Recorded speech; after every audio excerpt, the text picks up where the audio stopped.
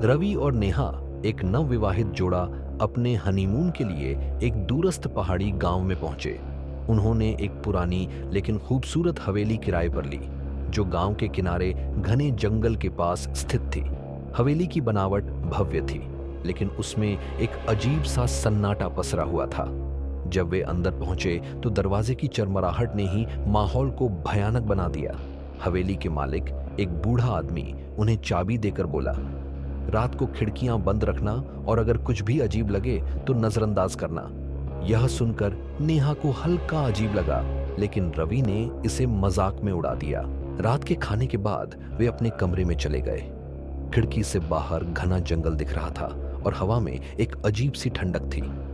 जैसे ही रात बढ़ी, नेहा को लगा कि कोई उसे घूर रहा है। अचानक खिड़की से आती हवा ने मोमबत्तियां बुझा दी। ठक ठक। दरवाजे पर किसी ने दस्तक दी।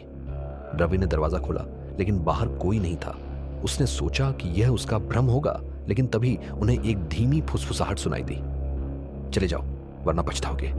नेहा घबरा गई, लेकिन रवि ने हंसते हुए कहा, यह बस हवा का खेल है, कुछ नहीं। अगली रात नेहा ने सपने में एक औरत को सफेद साड़ी में रोते हुए देखा।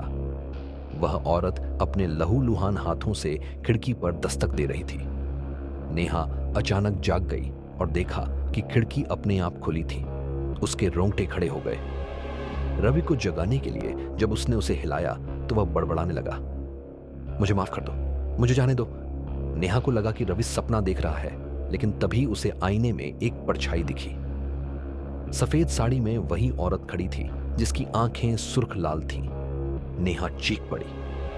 रवि हड़बड़ाकर उठा और देखा कि खिड़की खुद ब खुद बंद हो गई थी।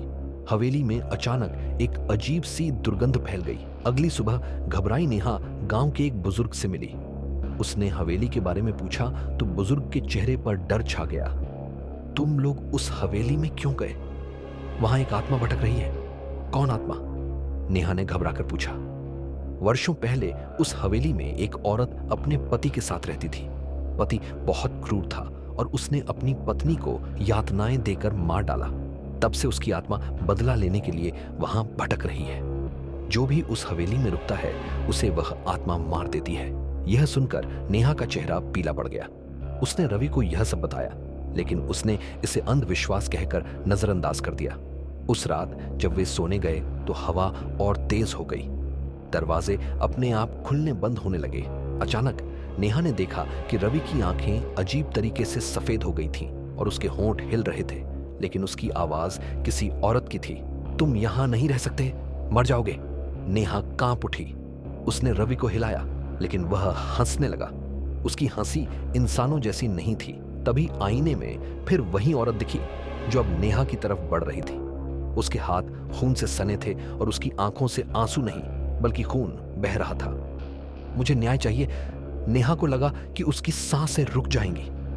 नेहा ने साहस जुटाया और भगवान का नाम लेते हुए दीवार पर टंगी हनुमान जी की तस्वीर को उठाया। जैसे ही उसने वह तस्वीर हवा में उठाई, एक जोरदार चीख हवेली में गूंज उठी। रवि अचानक जमीन पर गिर गया और तड़पने लगा। वह औरत अब दर्द से चिल्ला रही थी। मुझे मुक्त करो, नेहा ने जोर से कहा। भगवान के नाम पर यह हवेली छोड़ दो।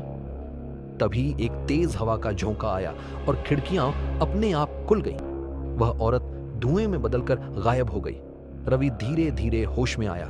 सुबह होते ही वे गांव छोड़कर चले गए। जब वे कार में बैठे तो नेहा ने हवेली की ओर देखा।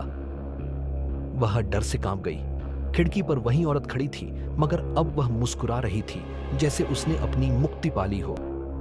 रवि और नेहा ने कभी पीछे मुड़कर नहीं देखा, लेकिन कहते हैं, जब भी कोई उस हवेली में नया मेहमान आता है, आधी रात को किसी औरत की धीमी हंसी और रोने की आवाजें अब भी सुनी जा सकती हैं।